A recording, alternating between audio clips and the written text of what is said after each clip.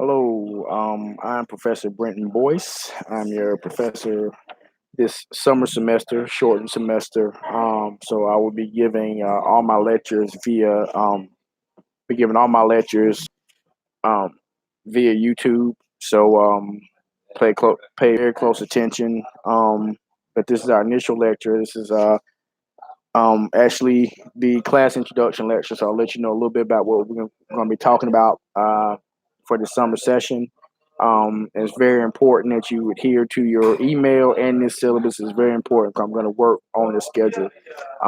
So I'm probably going to front load a lot of my lectures and have them pre-done. So if you see me in the same clothes, don't. I did bathe and I did change. I do change clothes from day to day, but some of them be done in the same day. So you'll uh, be seeing me in the same outfit for some of these lectures. But tonight's lecture, of course, introduces the class. This class is criminal procedure.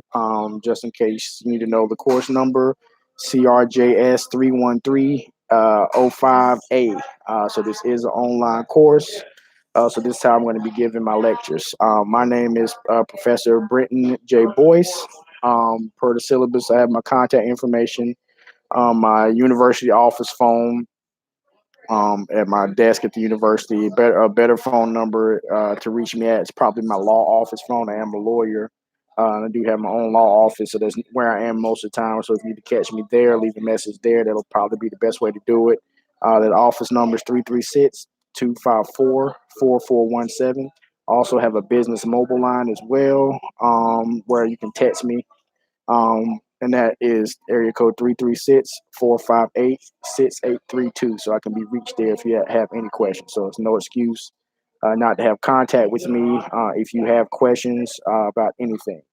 So just as an introduction, in the syllabus, course prerequisites and co-requisites are CRJS 200, but some of you may have been waived in, so you don't have to take that. But for the most part, because it's a summer course and I didn't necessarily put you guys in the class, you probably have those minimum requirements, so we'll skip that. The course description. This course covers the history, evolution, principles, and contemporary applications of criminal procedure.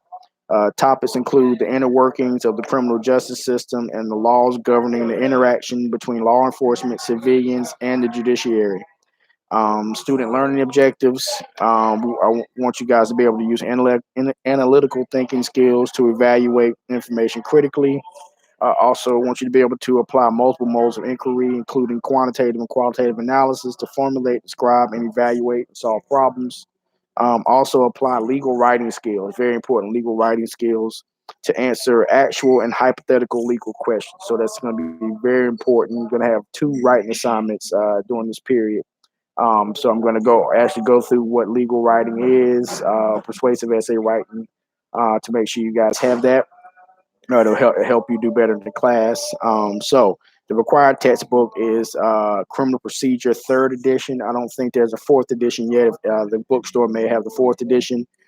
Just a heads up, it's fine if you get first, second, or third. And if there's a fourth, of course, the newest edition, you can get that as well. But you should be able to follow me if you have any one of those editions. I still teach or use the skeletal structure of the first edition, I believe. So that's what I normally use in my instruction. I usually go by the book. Of course, the book has a good skeletal structure. It's very well organized, so I go by that.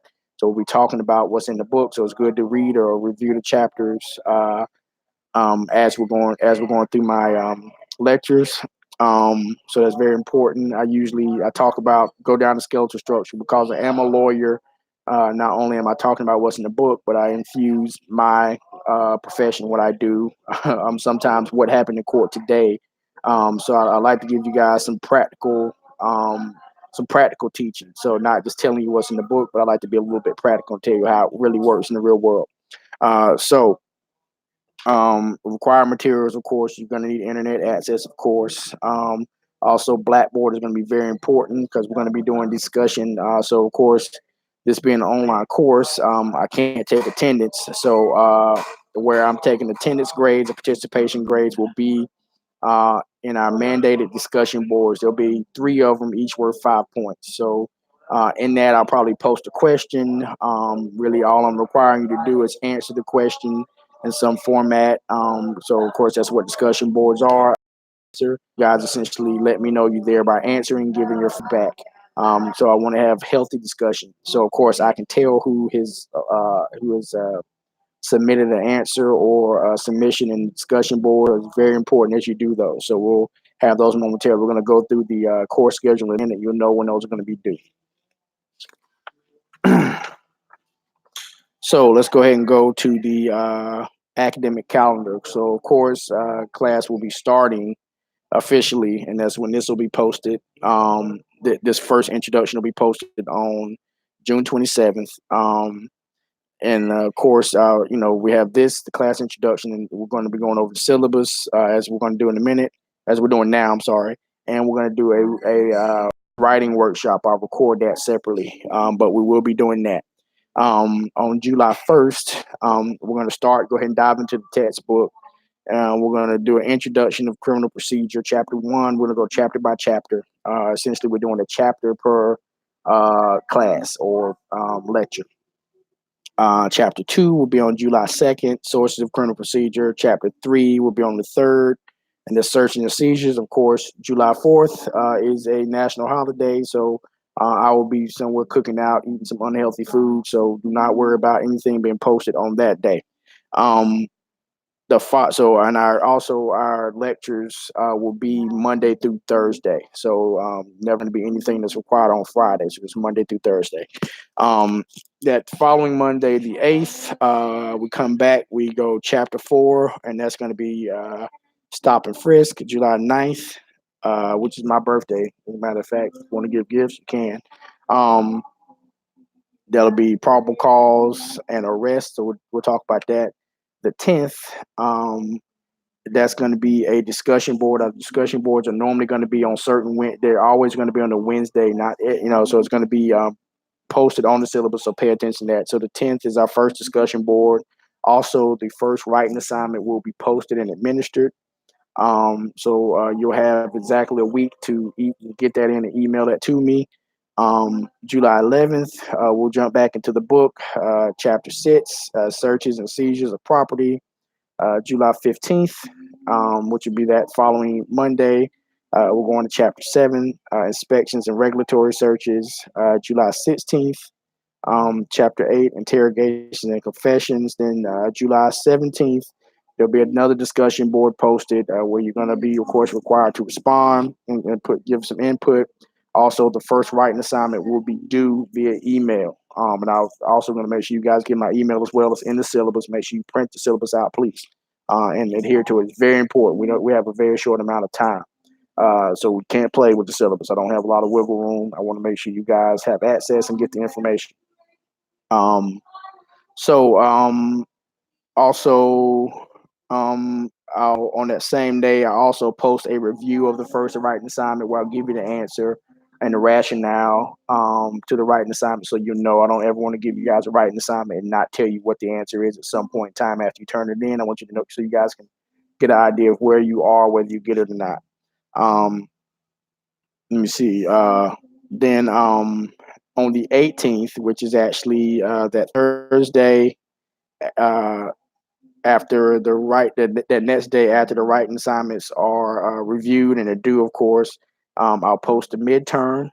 The midterm will be posted on the 18th at 9 p.m. And it'll be up until July 21st. So you have roughly 18th, 19th, 20th, 21st. So essentially three days and in 3 hours to complete the midterm. It's only going to be 25 questions, all multiple choice. And it's going to be things that we covered between chapters 1 and chapter 8. So it should be, in other words, you're going to have the information to do well on that. And I'll give you guys a tip on how to do well on my multiple choice questions and tell you where to go for some study resources and some question resources in a minute. We come back on the 22nd, which is a Monday.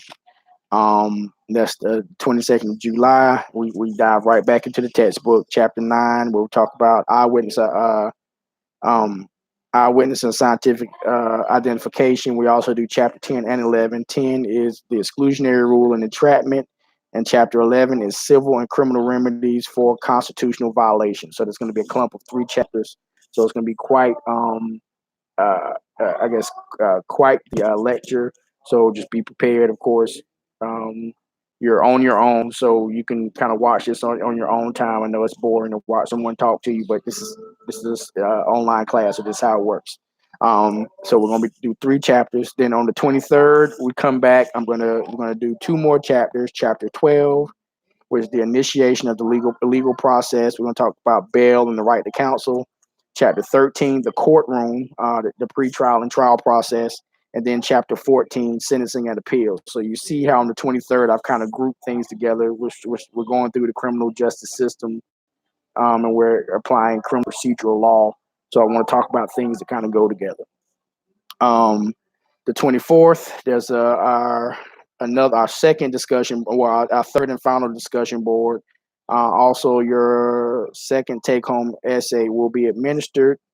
Um, and so then on the 25th, we're going to finish up the book, chapter 15, last chapter, counterterrorism.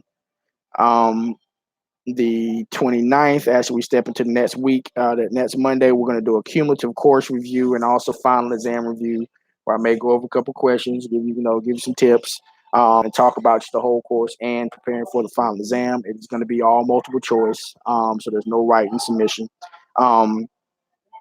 Also, on the 29th, during that same day, like I said, the final exam will be posted. It'll be up at 9 p.m. on the 29th, and you'll have until August 2nd to complete that.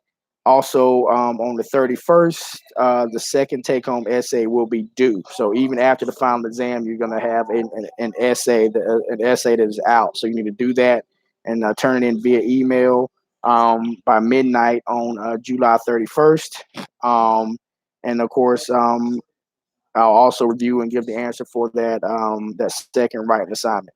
And that's essentially the course. So, of course, we're working very fast. So it's very important that you focus on the syllabus, and I'll do it. I'll hold me to the fire. I'll do what I'm supposed to do to make sure the information is out there.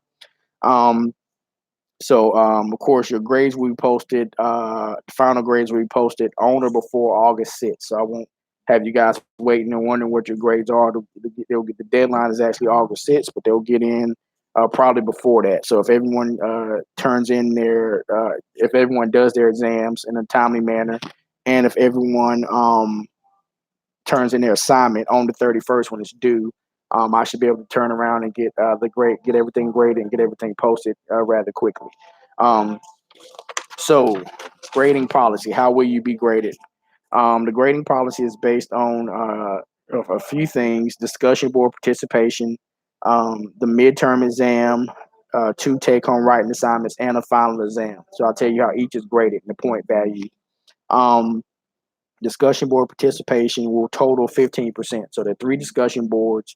So all you have to do is respond. Give me a real response. Don't put yes or no. Give a real response and why. So we're it's a school. We're educated, so we're going to give real responses. We're going to back them up. So you're going to have 3 of those. Each one of those were 5 points. So that's 15 points out of 100 towards your grade.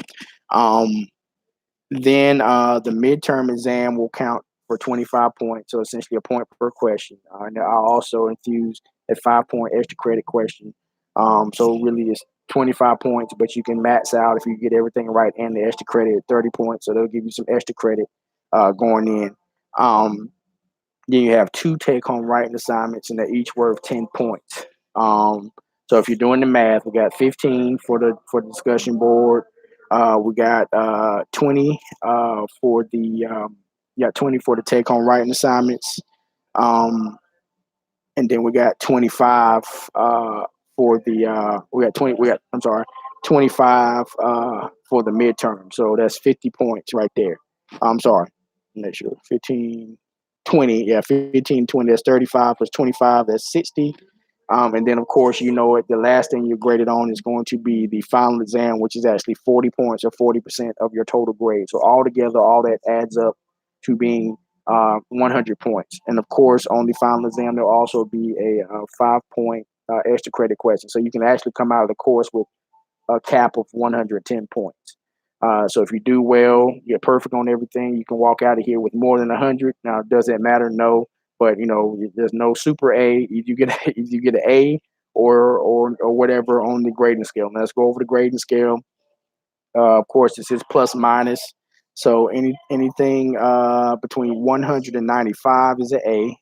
Anything between 94, 93 is an A minus. 92, 91 is a B plus. 90 through 87 is a B. Um, I'm sorry, 90 through 87. Yeah, 86 through 85 is a B minus. 84 through 83 is a C plus. 82 through 79 is a C. 78 through 77 is a C minus. 76 through 75 is a D plus. 74 through 72 is a D. And then, of course, 71 through 70 is a D minus. And, of course, anything below a 70 is an F. But I don't know why we're talking about that, because all you guys are going to make an A because you're going to do the work. Um, Course policies, of course, not doing makeup exams. So you need to do your exams in a timely manner. We don't have time for not doing stuff in a timely manner. So please, please, it's imperative. I don't have wiggle room with the summer course. It's a short window of time to get this information. So I need you guys to work with me. Um, of course, no class attendance, but of course, your attendance is essentially going to be taken and graded through your discussion board. So that's where you actually attend. Where I need you to submit an answer to the question and back it up. It doesn't have to be super long, 2 pages, but let me know you're there in the discussion board, not just one word answers. We're talking in the discussion. And you don't have to give one answer. So if it's a good debate, you can go back and forth even with your classmates, but of course, be respectful. And of course, this is type. You're typing this stuff out, so we no text beefing or whatever on our discussion board. Let's just be civil and talk about what our opinions are.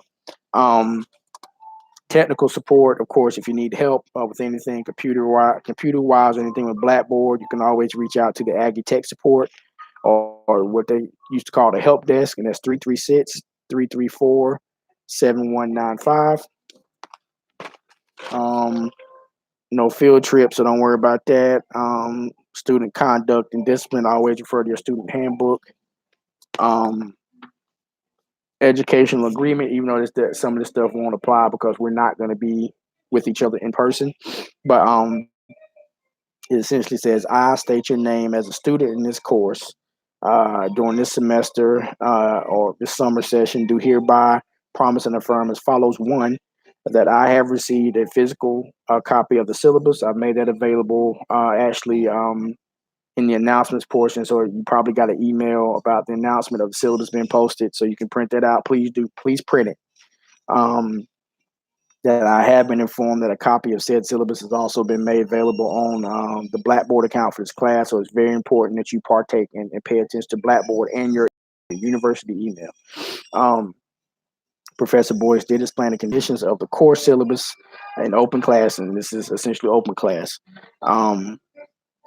And also that the syllabus is tentative and subject to change, even though we don't have a lot of wiggle room, probably not going to be changing much. So I have to stay on it just like you do. Make sure I'm posting when I'm supposed to be posting. But if any changes are made, they won't be made without it being announced on the Blackboard. So you'll know if any changes are made. That I, as a student in this course, will check my Blackboard account for this course regularly for any posted announcements, and I will regularly check the school issued email address attached to my Blackboard account. So you're not going to get any emails in your personal email. It's the university email. That's where all of your announcements are going to be. So please focus on your email and focus on this syllabus. So I won't deviate.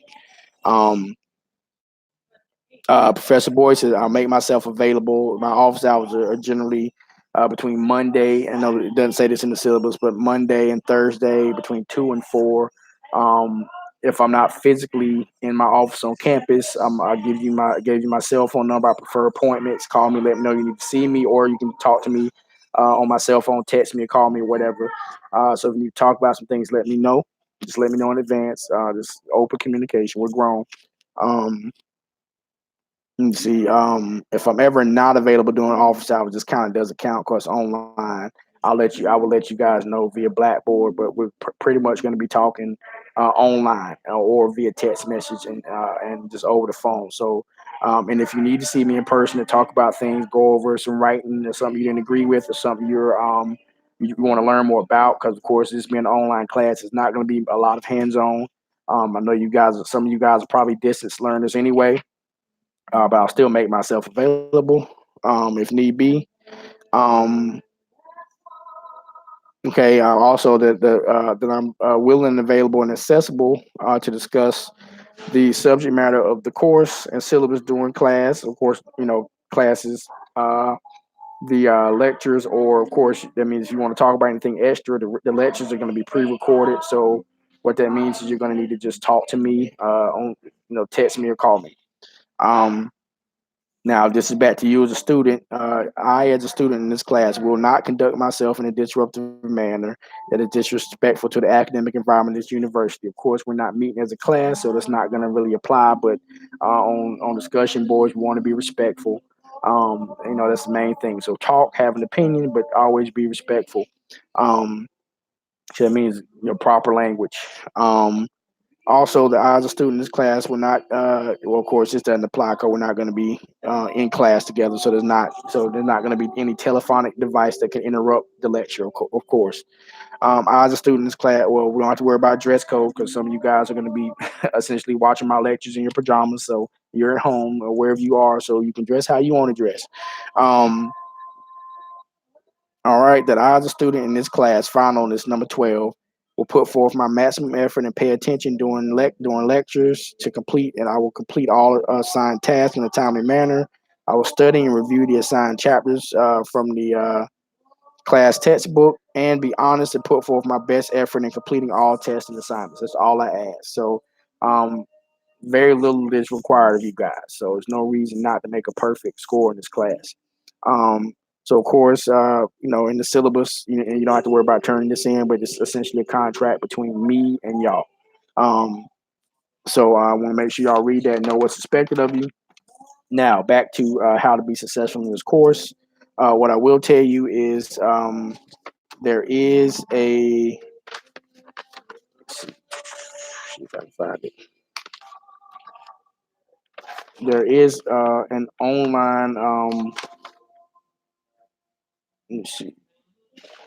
There is an online web link to the class where you can actually go online, and I'll share that during my once we get into the book, to that lecture, those lectures, get into the chapters. I'll make sure you get the on the website for the textbook, so that way you can go online. You can actually review the chapters. You can there's study guides, just outlines for every chapter, so you can know what every chapter is about. So you can kind of come into lectures, kind of knowing what I'm going to talk about. It'll help. That's the way I learn. I like kind of knowing a little bit about where the story is going before I, delve into it. So it helps me to learn and ingest it. Um, Also, it's very important because at the end of each chapter, on the online resource for this book, they have like quizzes, maybe 10 to 15 questions per chapter. Do those, and you can actually go in and review what you got right, what you got wrong, what the right answers are. I promise you, if you do that, and this is hint hint, you're going to see or run into pretty much all the multiple choice questions that I'm going to use. Now, I'm not going to tell you which ones I'm going to use, but if you think about it, you got 25 questions I'm going to use between chapters 1 and 8.